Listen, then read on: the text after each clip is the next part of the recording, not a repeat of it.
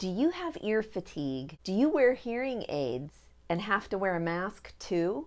If you answered yes to either one of those questions, then this tutorial is just for you. Stick around.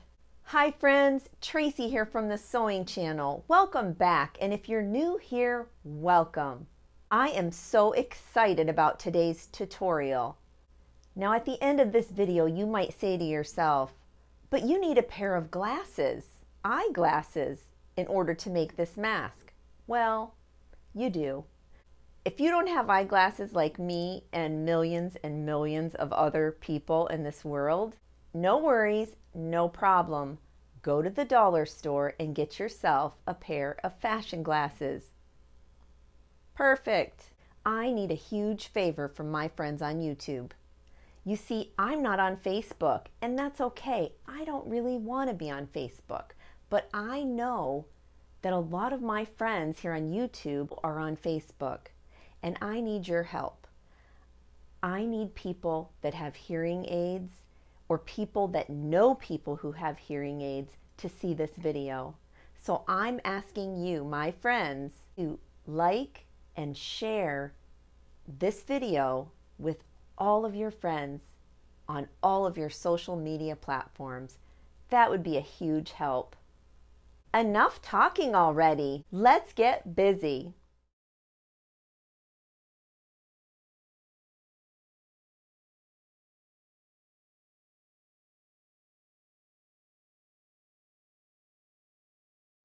This is one of those typical store-bought masks that are pleated that you would find probably right now in any store.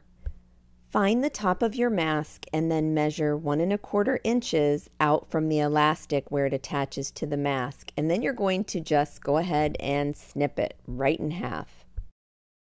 You should have something that looks just like this. Now you're going to take those 2 bottom pieces of elastic and you're going to just tie them in a knot together. And this is the part that's going to go around the back of your neck.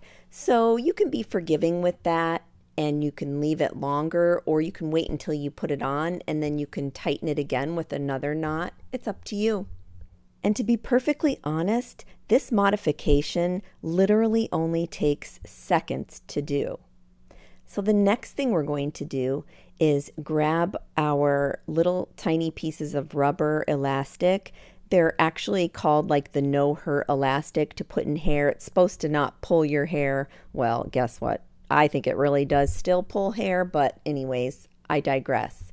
So we're going to go ahead and put that on the top loop of one side of our mask, and then we're going to tie a knot right there, just like you see me do here.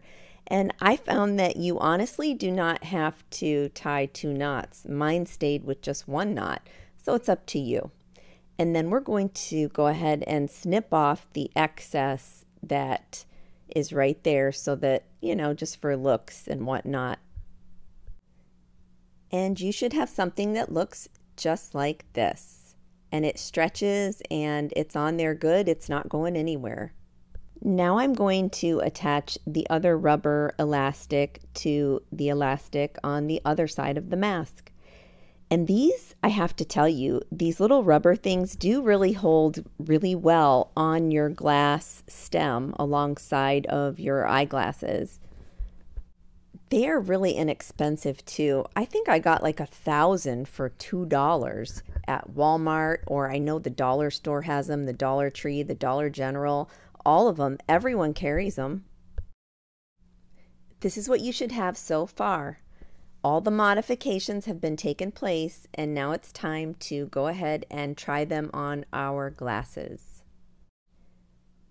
You need to take note that the blue side on these pleated masks are usually the outside of the masks. So we're going to point that toward the outside just for a good visual for when we go to attach these little rubber bands to our stems of our glasses.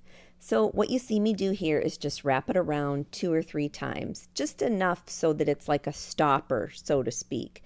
We just don't want that rolling back and forth. We want a good snug fit along the side of our face. And to ensure that, we need to make sure that that little rubber band is on fairly tightly on the stem of our glasses. This is what it looks like just before you put it on. Now, not only does it stay away from your hearing aids and give you absolute relief from ear fatigue, those little tiny rubber bands allow that mask to stay very close to your face, along with the neck elastic that goes around the back.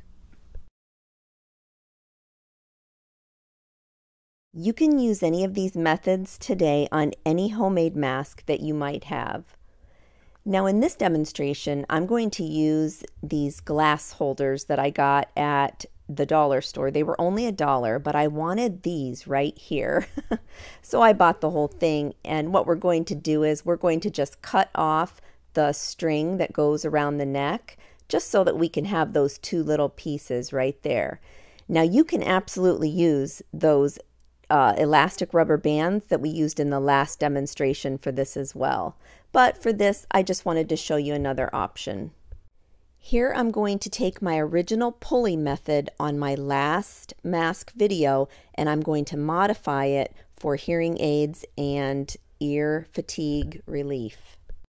You need some hem tape for this, or just material that's folded back so that the raw edges are not exposed, and you're going to make a channel on the inside of your homemade mask, being sure to leave the top and the bottom open. I'll show you right here. See how it's open? We need a channel for our comfort elastic to go through. What I'm going to do is just use a plastic weaving needle, and I'm going to first feed the elastic up toward the top of the mask, just like that.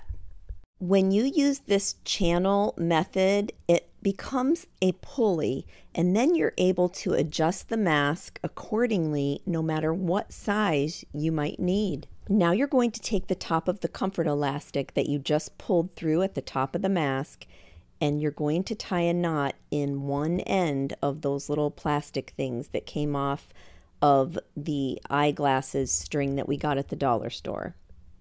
I used approximately 17 inches of the comfort elastic that I sell in my eBay store. I will link it down in the description box so that you can take advantage of that as well.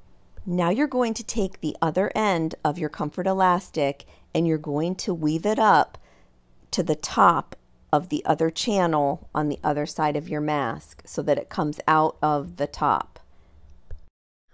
One of the reasons why I really do love this pulley method is that it does not have any interaction with my hair and the mask, and I love that because I don't want anything on the back of my head that's bulky or messes up my hair or anything like that. So this is perfect if you're like that too. After you tie the knot in the other black piece, this is what you should have. Since these little black pieces were actually made for eyeglasses, it's kind of neat that it goes on just like it normally would if you were buying it for that original purpose.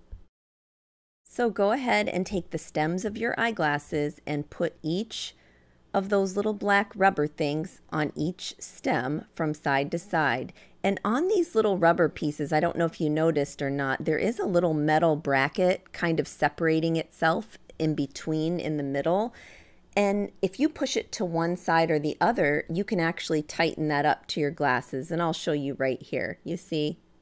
And you can push that up so it tightens.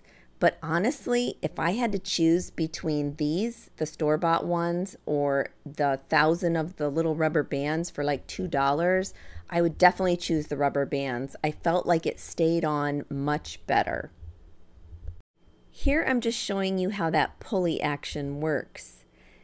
You can pull it up. As I pull the glasses up, that will pull the mask down. And if I pull from back behind the mask, it actually really tightens it close to my face. I love this pulley method. I really do. If you want to learn more about the pulley mask, go ahead and click the video here on this end screen, and it will take you right to my very last video where I introduced the pulley mask with the ear loops. It's totally awesome. I just know you'll love it. Don't forget, share this video on all social media platforms so we can get the word out. And thank you in advance for doing so. Until next time on the Sewing Channel, take care.